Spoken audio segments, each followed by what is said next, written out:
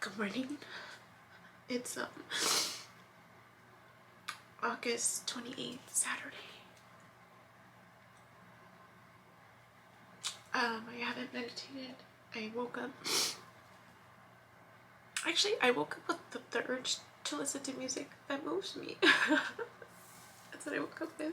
Just this urge to dance, because I haven't danced here really like I did at my old place. So I put on my headphones and I was getting ready. Oh, I need to take this. Sorry, I had to get that focus. That was important for the plans today. So I woke up with this urge to listen to music, and it reminded me of a moment that I had shared with this new acquaintance friend, and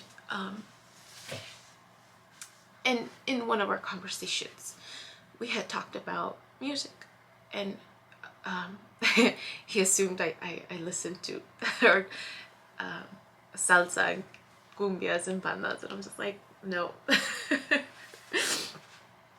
I didn't grow up. I didn't grow up listening to that type of music. I think the only time I listened to that music was when I was invited to a quinceañera or a party, like a family party, and those were very rare.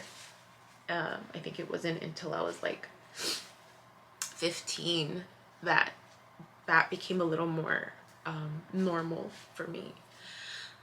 And I don't know if I mentioned, we were very conservative, or at least half of us were very conservative, and so on one side, dancing was considered the devil's work, and so you know, I mean, even at my wedding, I had a luncheon wedding. It wasn't one of those stay up late, dance till you drop type of situations, because of this inner conflict that I had about music, and the belief that it's, you know, the devil, and you can't be out of control, and you know, it just so much negativity, like so much on one extreme. And so there's that side. And then the other side, you know, it came from my dad. When he was home, there was a certain type of music that he would play. Beach Boys, Creedence Clearwater Revival, Beatles, Fleetwood Mac, and more of the classic Spanish speaking artists like Leodan, you know, Miguel Gallardo. A lot of that music is home to me. That's home. And there was this polarized, almost, like, not polarized because it wasn't really one extreme, it was more of like, you know, salsa and cumbias and bandas are very like one extreme, right? Like a lot of movement, right, with your body. So it was more like this other extreme side of like, we don't listen to music, even though we did, but there was this push and pull with this concept of music from my mom's side of the family, really. And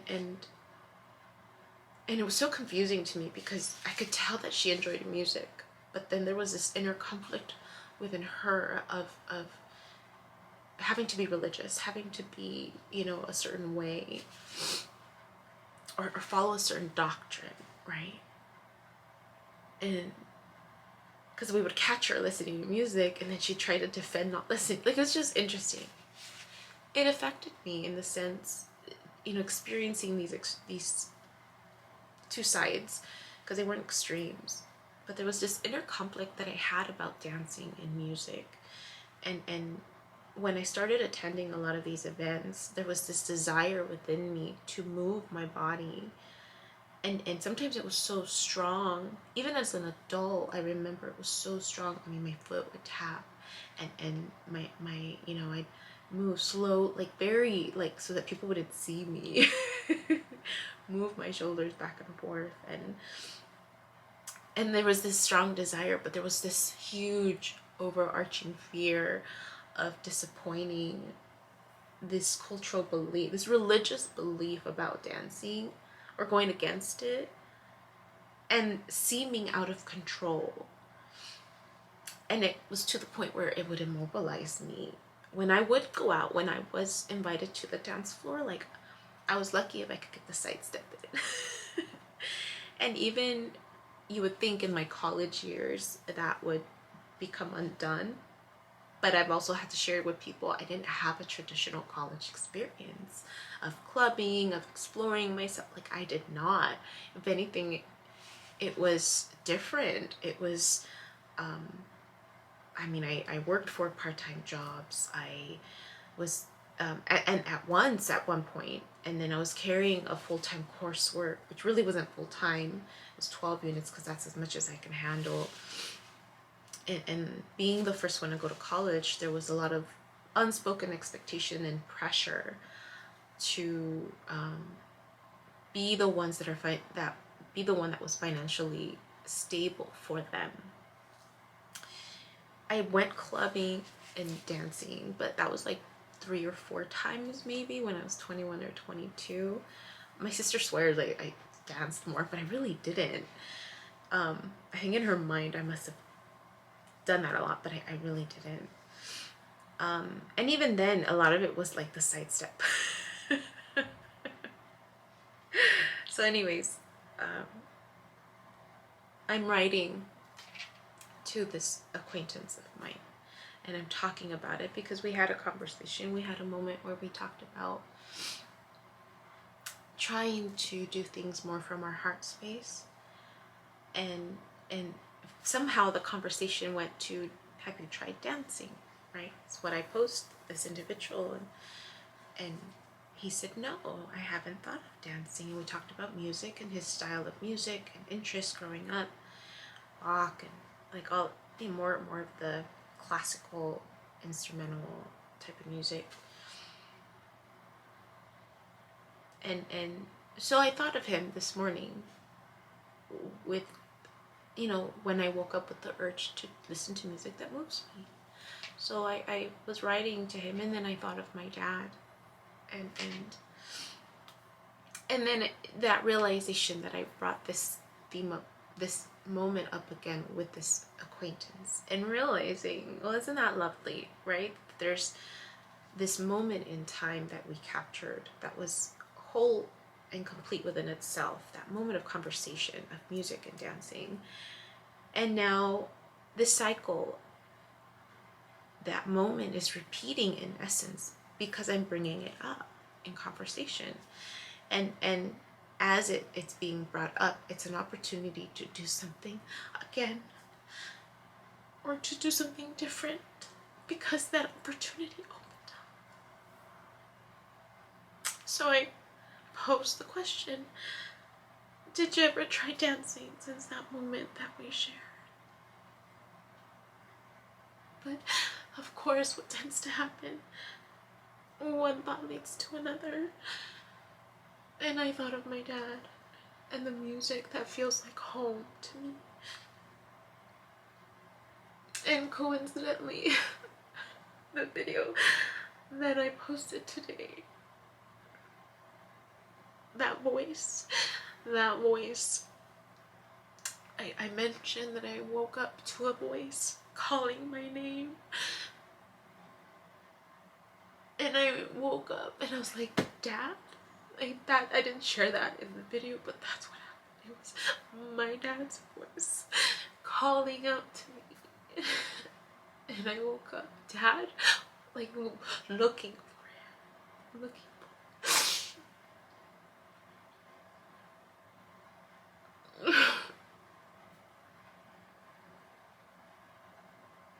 And it's funny And it's funny, this recent experience with him, where I reached out for help, financial help from him, because I'm still in this transition. If the clients are coming in, but it's not to where I thought I would be. And I'm trying to be grateful in the moment, right? The flow. And I mean, I had 2 clients yesterday, and it made sense why this flow, gradual flow, is so important. I had forgotten the paperwork that is tied into this one visit, or at least for this initial visit for my clients, and how time consuming it is.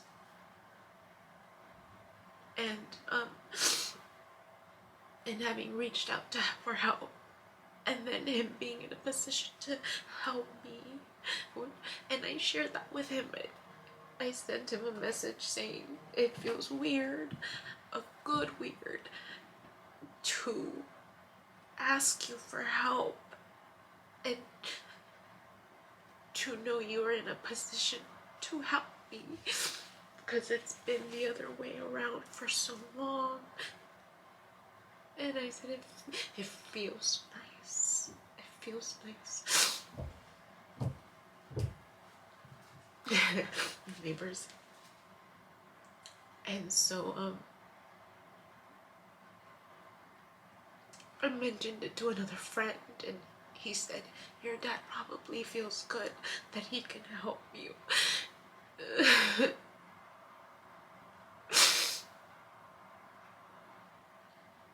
So as I'm writing this email and inviting this friend, I said, maybe, you know, if you haven't, sometimes it helps to dance with someone, right? Because I don't think he's ever really danced in his life,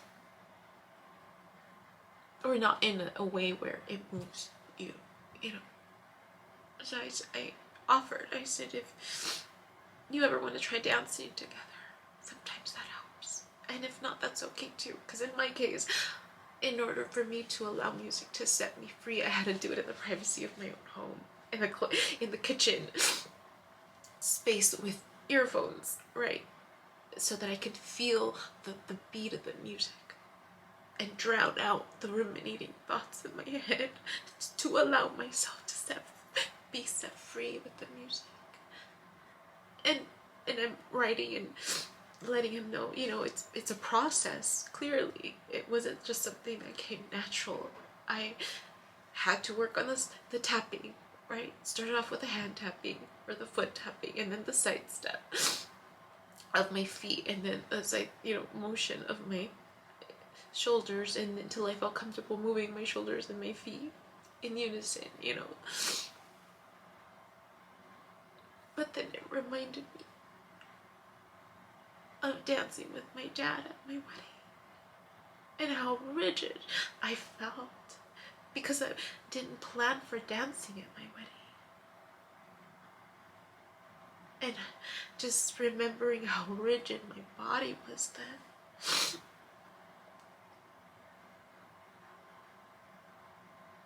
And how rigid I would feel when I would touch my dad, even like when he would hold my hand, or there was this rigidness in me that I couldn't allow myself to just, you know, even once that I remember crying to him when I think someone had passed, a friend, something happened where I don't remember who passed, but I got home and I just kneeled at the side of his bed because he was laying on the bed because he had back issues. And I just remember kneeling on the floor, putting my head on his hand, and him just doing this. And like even that felt uncomfortable for me. And I was like 15 or 16 or 17. Like it was just, it's weird. It's weird. And as I'm writing this email, the only thing I'm longing for is to feel my dad's touch, to be in my dad's presence.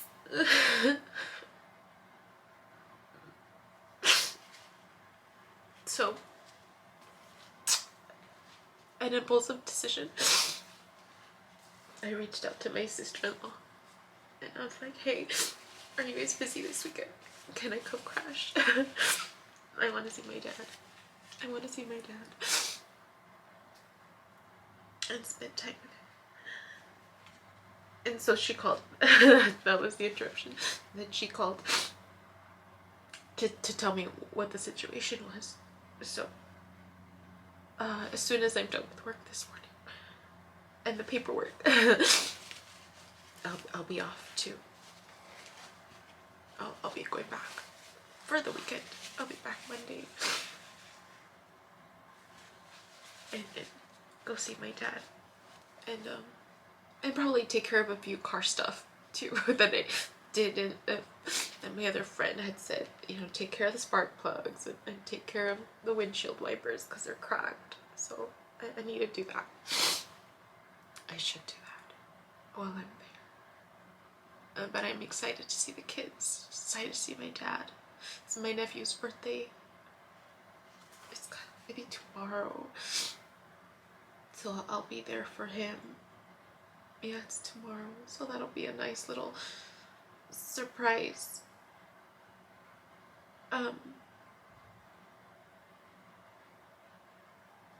My ex is house sitting, so I'll be seeing him too.